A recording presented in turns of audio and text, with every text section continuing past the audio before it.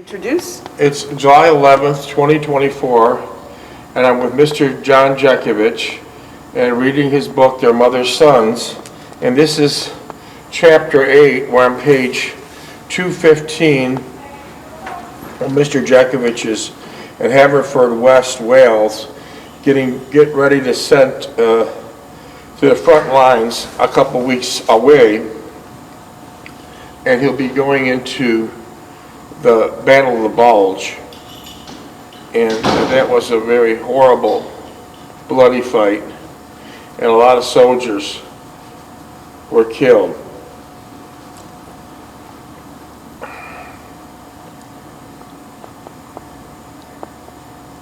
Hello. How you doing, Harriet? Good. You're looking well. Always feeling good. That's what I like to hear. You guys How have are a you good night. tonight? We're doing wonderful. You getting anything done? Yeah, we're on chapter 8. Oh, sounds Sit. good. Take care, Harriet. All right, good night. Good night, Harriet. Hi, Jen. Hi, Harriet. Okay. Good, thanks. So the Battle of Bulge is Hitler's last-ditch effort to win the war or kill a lot more Americans. It was a no-win situation. Germany's overall aim of driving a wedge between the Western Allies on and off the battlefield and causing them to sue for peace instead of continue the war was certainly ambitious, but it could never have worked. Almost certainly no. As Field Marshal Moto said, the operation had only a 10% chance of success, but it must be done because this offensive was the last chance for the war to conclude the war favorably. From the start, the operation faced obstacles. Fuel was desperately short for the Germans. The entire operation depending on finding and capturing Allied supplies during the advance. So Hitler thought during the Battle of Bulge he could capture the Allies' equipment and fuel and live off of that. And a lot of the SS were driving around American Jeeps at the time, by the way. Yeah, when it was captured in sufficient quantities, the attack petered out. Hitler's insistence on striking with his initial over-optimistic plan against the advice of his generals made it impossible to downscale the offensive into something more achievable. So no matter what Hitler's generals said, Hitler had his plan and he wasn't listening to any advice from his generals. And although he correctly identified a weak section of the Allied front, Hitler simply underestimated the ferocity of the American soldier. If he expected the average GI to be unwilling to risk his life in combat far from home, he was in for a rude awakening. After the initial onslaught, even raw recruits fought with incredible courage. Even if the Ardennes offensive had succeeded, thereby prolonging the war and extending the life of the Third Reich, the result would not have been peace or better terms, but annihilation. American was working on a new weapon, which by the end of 1944 was getting very close to fruition. In August of 1945 was finally used when the atomic bomb was dropped on Japanese cities Hiroshima and Nagasaki. Had the Ardennes offensive, the Battle of Bulge, prolonged the war, they were surely would have been used on Hitler at the Battle of Bulge too.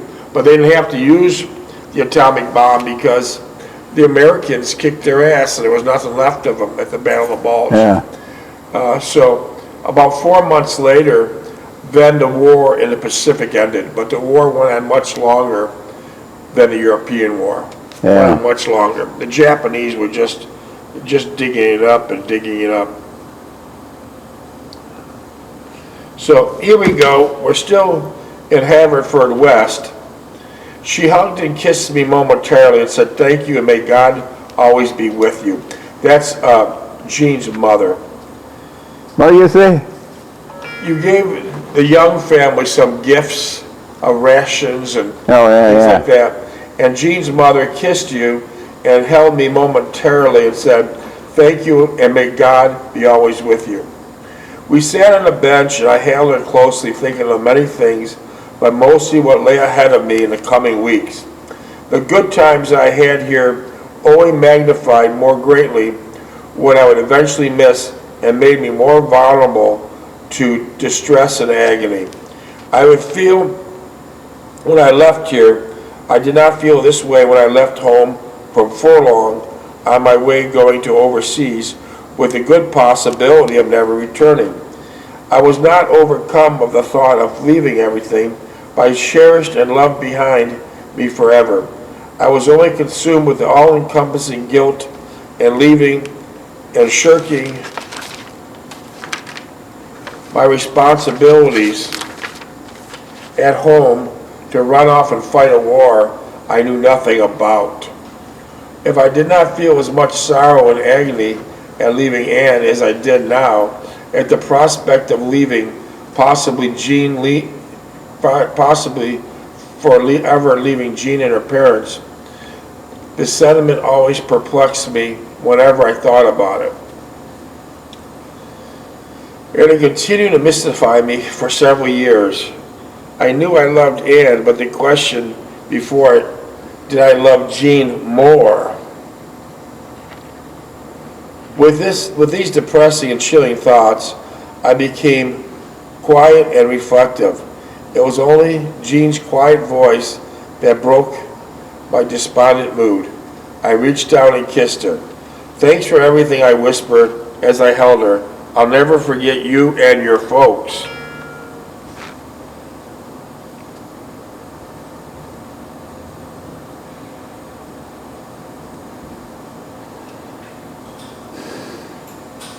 With that, I got up and said I had to get back. We walked back to the front gate and lingered for a while, disturbed only by the sound of planes aloft as they streaked to their appointed task.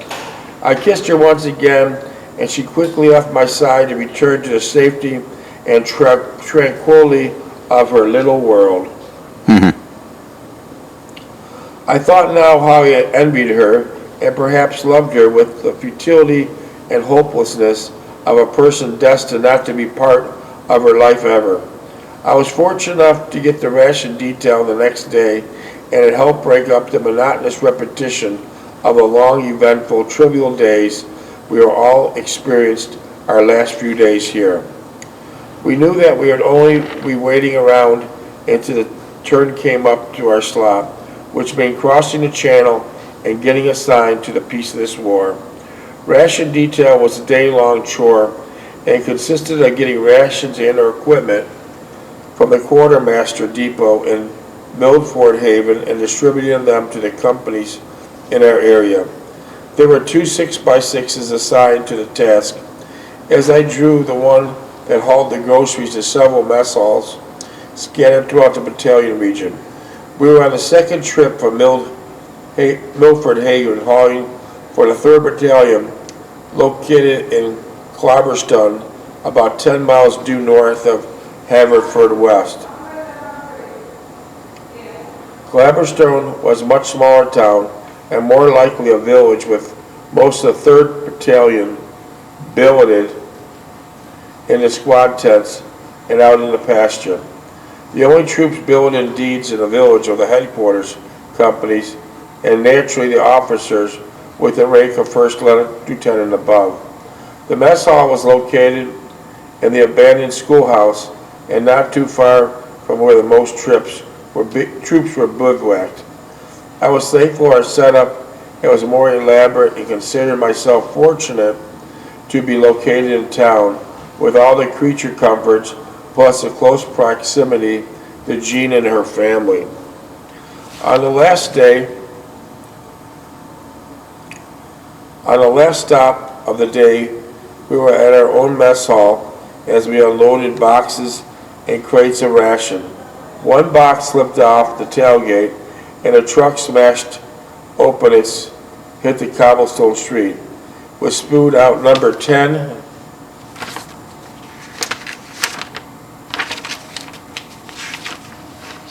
Stand by. Oh boy. Stand by.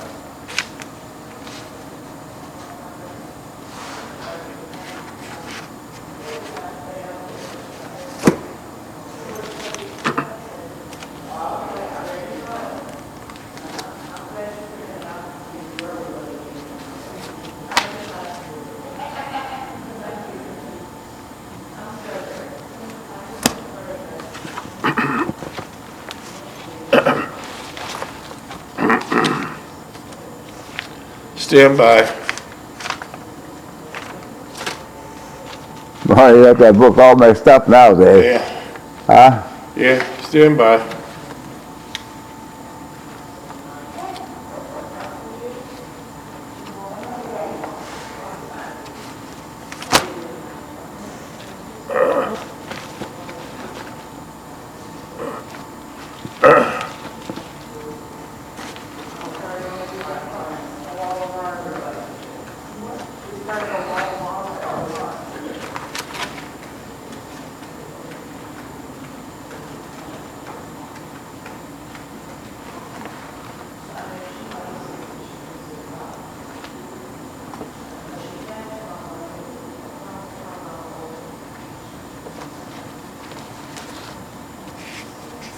I'm looking for page 217. Could you go through this? I'll go through the rest. Okay, Take your time. We gotta find it.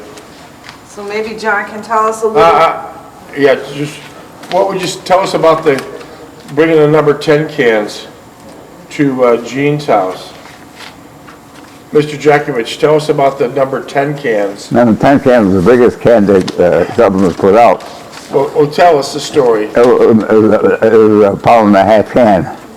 And what It was in these cans? peaches, fruit cocktail, corn, macaroni, other stuff, and then we distribute out stuff that they hadn't had for years. They were very surprised to have it. I found 217. Okay, good. And cans of sliced peaches is, while laid back mess sergeant took control of the situation. I mentioned the fact that the ration-starved civilians in town would really appreciate some of what was lying on the street. He asked rather decisively if I knew of any civilians. I said I knew a very nice family that treated me well. He then said, well then, take a couple of these cans, stop by the kitchen when you are ready to leave, and I'll give you something that we have left over in our truck. I thanked him and put 3 or 4 cans in the front seat of the truck and then continued to unload the remaining rations. I wonder how Jean and her parents, could you get this for me? I wonder how Jean and her parents would react to these gifts of kindness from the Army.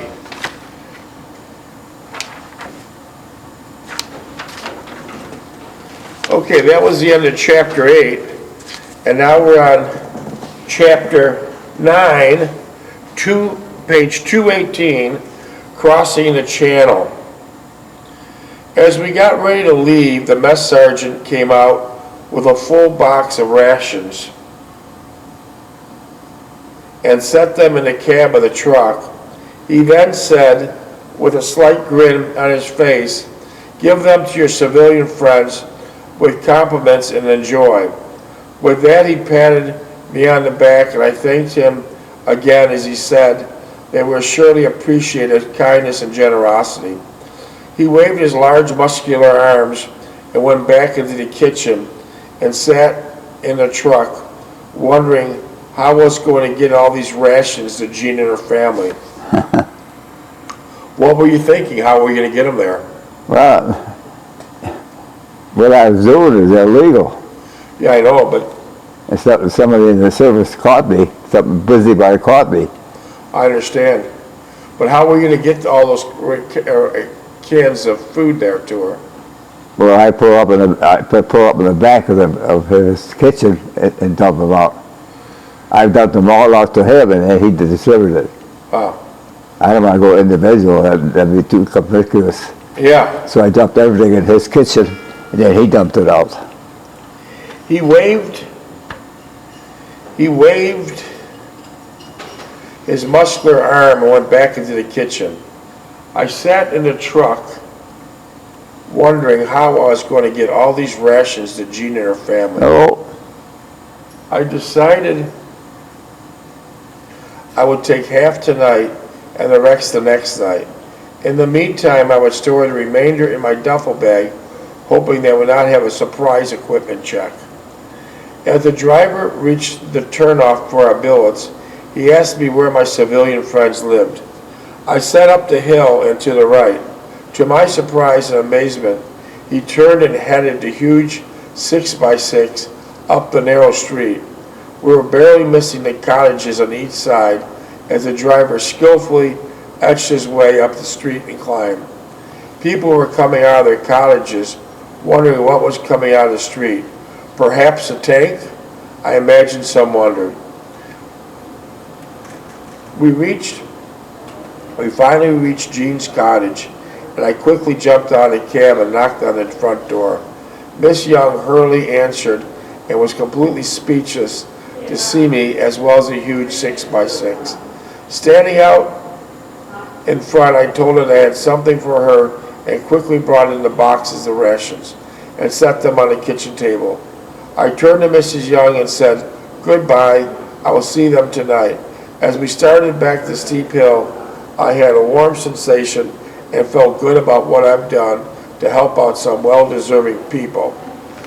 Not that most of the townspeople were not deserving, but it was only Jean and her family whom I knew intimately. I thanked the driver for his consideration, and I told him that I had not known how I was going to get those rations up here. He smiled and said he was glad to be of help, and that it also made him feel good to help someone over here. I thanked him again, and we let me off at the intersection as I headed for the motor pool outside of town. I was just in time for formation of Ouch for Chow. I had enough time to run to the shower and wash up. I was already in my fatigues, and I only had to change my fatigue cap and my helmet liner. I saw the mess sergeant once again and thanked him once more for what he'd done. I also told him the people I'd given the rations to were extremely grateful, and he'd especially thank him for all his.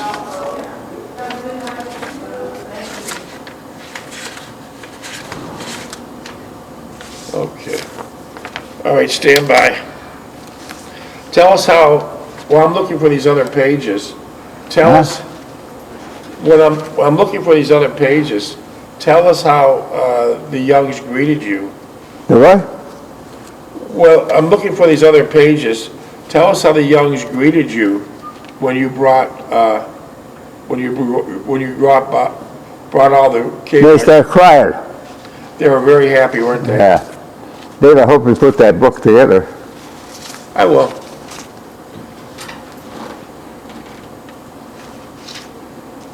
Okay.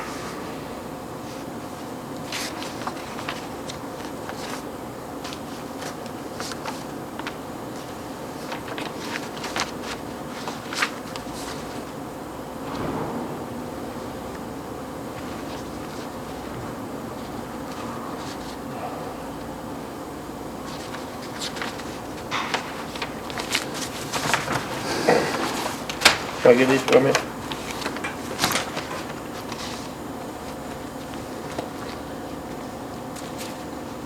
What number? I got it. Uh-uh.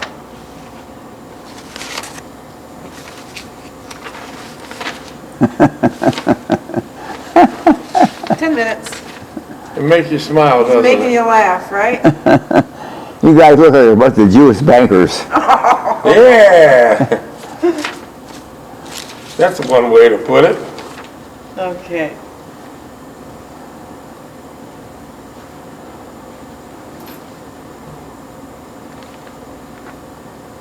it? She smiled and said perhaps we could do it again before I left. Anytime I was ready, give him a call. That night I was knocked on the Young's door. Jewish bankers. That night I knocked on the Young's door. Jean opened the door. When she saw me, drew her arms around me and kissed me. I was surprised and asked what had brought this about. You know for what for? She said, elated, as she ushered me into the kitchen. On the table was a spread of rations I had received from the mess sergeant. There were several large 10 cans. How big is a 10 can? Could you show me what you're And having? the 10 cans that big, Okay, about that round. okay. Number 10 cans of pears, plums, corn, baked beans, and tomatoes, and 3 or 4 10-pound bags of flour and sugar. Several large tins of coffee, cans of dried fruit. Jesus, you gave him a lot of stuff. Yeah. And when didn't get caught? Wow. Cans of coffee and dried powdered eggs, and 4 to 5 slabs of bacon, still wrapped in cheesecloth. Sides of bacon, too. Yeah. And several cans of peaches that started it all. Mrs. Young asked hesitantly if I would get into trouble in retrieving this much stuff from the Army. I reassured her that the person in charge gave me permission, and it was all done according to the Army's rules and regulations. It was all done in accordance with the Army's rules and regulations. Naturally, I did not tell him about the CO who might think differently regarding the situation.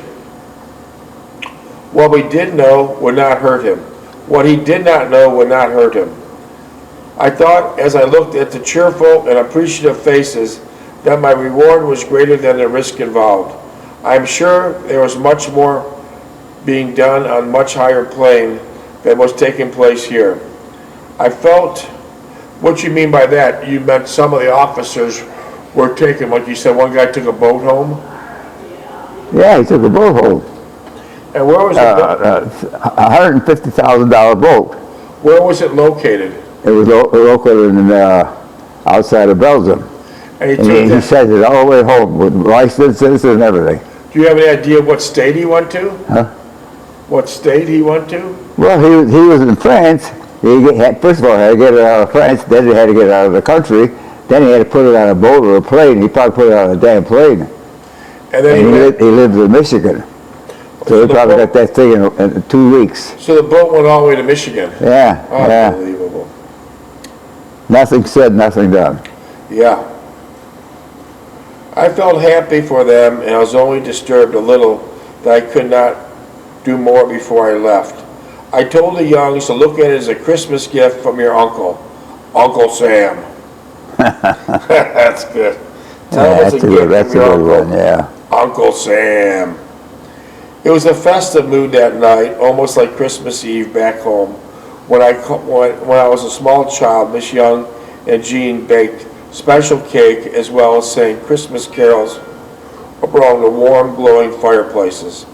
At 2100 hours, we all took tea in the parlor and listened to the BBC.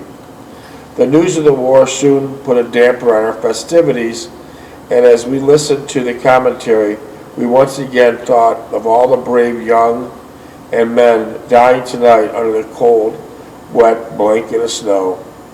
They were all alone, never to share the joy and companionship they were enjoying tonight, never to see their loved ones once more, and never to taste the joys of life that their young minds and bodies so generously forfeited to their country's cause. We sat around after the news and enjoyed another piece of cake and tried to talk of more pleasant topics besides the war. Mr. Young talked a little bit about his work as mayor of his town and what a big help Jean was for him. And she was not only did most of his secretarial work, but she also handled a great deal of public relations. Jean mentioned that it could get pretty trying at times, but all in all she enjoyed and looked forward to each and every day. It was not going to... See, they didn't put that stuff like they're doing today, put that stuff on YouTube, sent it all over the world. That was just privately in that little town, and that was it. And that was it. It was real, it was almost secretive. Yeah, All that are different. yeah. It was now getting late, and Jean noticed by glancing at the clock over the fireplace and mentioned to her parents that she'd walk me down a bit. The Youngs thanked me again for everything, and Mrs. Young hugged and kissed me. By now I was getting used to the treatment and believed I would miss it if she ever stopped the friendly ritual. Jean put on her jacket, neckerchief around her head. I said goodnight and again stepped outside. Jean took my arm and began thanking me for the generous gifts. She said that she'd made her parents extremely grateful and pleased, and they were overwhelmed by my kindness and generosity. I reminded her that it was not my generosity, but the U.S. Army's generosity. We came to the benches and sat close to one another for the warmth and Do you think other guys are doing the same thing to other people there? I don't know. Huh? Like what you were doing that time? The guys in your outfit were doing the same thing Oh, were? on different areas. They were? I don't know, you think? I don't know. I don't know. We came to benches and sat close to one another for the warmth it afforded and the sheer joy of being together. We listened as the heavy bombers darted across the darkened sky. Suddenly overhead was a squadron of Spitfires racing to overtake the bombers before they reached the channel, to escort them on their mission. The Spitfires always made me apprehensive. Just the sound of their powerful engines relayed to me the awesome prospects of their deadly capabilities. What kind of engines did the Spitfires Rolls have? Royce. Rolls Royce. Rolls Royce, the best. Yeah. Jean sensed my anguish and held my hand tightly, as was to relieve my anxiety and fear of the forthcoming events. Minutes? The thought of her being near me gave me a sense of rekindled strength. 2. It was soon over my despair and became cognizant once again of her physical attractiveness, for she was attractive, and each time I saw her, it would intensify my attraction to her. I kissed her hand and noticed that she was still wearing nail polish and remarked about it. She stated as she stroked my face that occasionally wore it to impress someone or to make herself more appealing.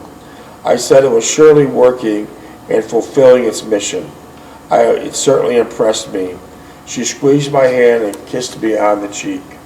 I wanted to do more, but thought better of it. I did not want to appear if I wanted a reward for bringing over a few rations that were already looking for a payout. I put my head on her shoulder and asked her if she wanted to come across the channel with me in a few days. She looked disturbed and perplexed, and then gasped what I was trying to say. Minutes? 1 minute, 22 seconds. Huh? 1 minute. She quietly stated, and she ran her fingers through my hair. It must be frightening to constantly remind of what lies ahead in a short while. I certainly did not envy your position, and I felt extremely distraught about your safety and what you should be going through. With that, she reached down, kissed me, and whispered, "Take care of yourself and don't do anything foolish." I was touched by her remarks and sincerity, and then the full significance of her statements was brought home to me. Once again, the time had run out. Once again, I lost out. The inevitable shadow of fate had touched me again and thrown her net of despair about, entrapping me in the sea. Time? It's 20 seconds left, so we're good. I can't find We'll it. pick it up tomorrow, Okay. okay? I need it. I shut up. I'll be fine.